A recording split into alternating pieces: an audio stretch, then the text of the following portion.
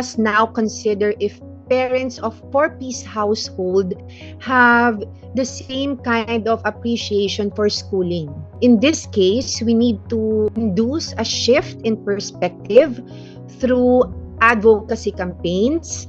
We must communicate to the parents why school attendance is a necessity and how education can be used as a stepping stone towards greater opportunities.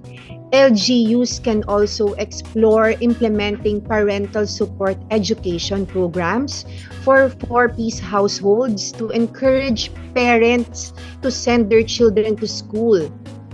These advocacy campaigns may also aid in encouraging never-treated households to join the program.